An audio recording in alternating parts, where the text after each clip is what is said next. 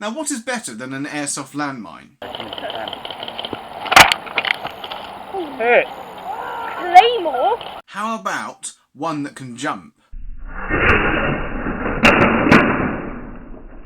So this is the BMU21, or the Bounding Mine Unit of 2021, and what this is a anti-personnel bounding airsoft mine. Now what a bounding mine is a landmine which jumps out the ground and then detonates. The idea being that the explosion will not be contained in the soil and you can get a nice coverage of fragmentation, so it has a much larger blast radius. Now the bounding mine that we all know of is the S mine, or shrapnel mine, or as we all know it, the Bouncing Betty. And whilst it was more expensive and easier to detect because it had a lot of metal in it, it was an incredibly dangerous bit of equipment. If used correctly, these mines could take out entire squads of enemies. Now in the airsoft world we did have a bounding mine for a bit, which was the Enimine. I don't really like the name, it sounds a bit too much like enema, and it also appears to not be made anymore, and I didn't really like the performance of it. I felt like the main charge went off at too low of a height.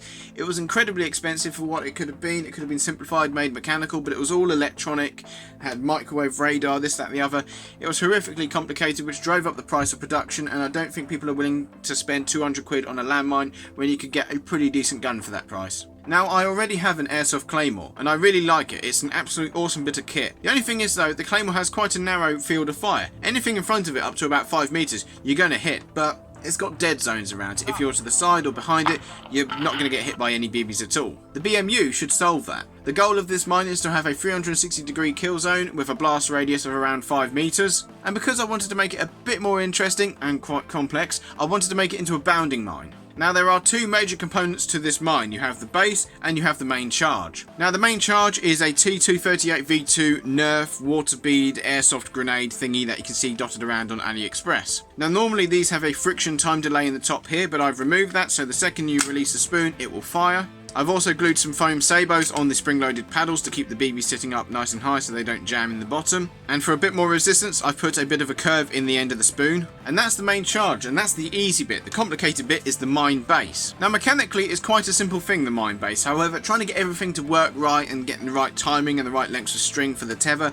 that was the difficult bit. In the bottom of the paint can, we have a quick release compressed air coupling, and that mates with this male connector on this bolt, which acts as the spring guide. The grenade cup is then pushed into place through this hole here, and using this little bar here you can push the locking mechanism down and then lock it into place when it's cocked in place. And to fire the mine there is a small modified servo which pulls down the collar on the quick release fitting. This then releases the grenade cup, which then jumps upwards. As the grenade cup jumps upwards, there are two tethers which follow it, one of them slightly shorter than the other, and one of them carries the power to the servo as well. The grenade simply sits in the grenade cup like so, and the spoon is depressed. And once the grenade and cup assembly reach around waist height, these two wires go taut, and that causes the grenade cup to suddenly decelerate. And because the grenade is only held in by a bit of friction, the grenade then carries on upwards and fires.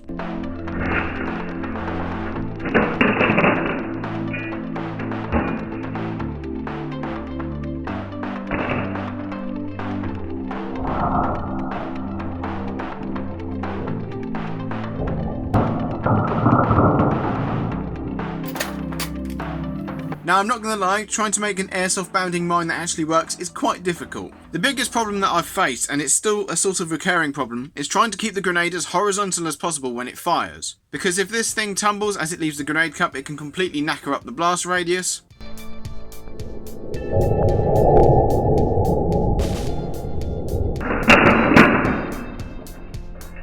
And the most common cause of the grenade tumbling is down to these tethers. I need to put some sort of cups in there to hold on to them because they keep catching on things inside the mine, like the servo horn and all that. They keep catching on it, which then means one ends up shorter than the other and it pulls it over like that, and then the grenade comes tumbling out. It also seems to help to have the mine perfectly level and that the cup is holding onto the grenade nice and firmly. If the grenade isn't sitting in the cup properly, what can happen is as it accelerates, the grenade can tumble out too early and detonate at too low of a height.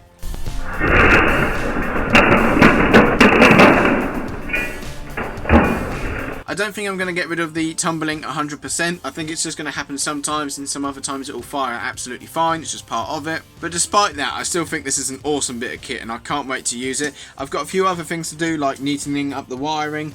And I'm going to have to put a stronger battery in my electronic detonator system that I have for my Claymore, because the battery in it right now isn't man enough to fire this. I might even make a new detonator unit for this, I'm not sure. I'm hoping when I get some use of this that I'm going to get quite a few people with it, or at least scare the crap out of people. Imagine this jumping out of long grass full of powder and BBs and just bang. And the thing is as well, we all know from video games that if you encounter a bouncing Betty, you're supposed to hit the deck and try and dodge it. Now the real bouncing Betty, that was sort of a tactic that you could use against it, but the reason why is because when you stood on a bouncing Betty, there was about 4 seconds before the propelling charge fired.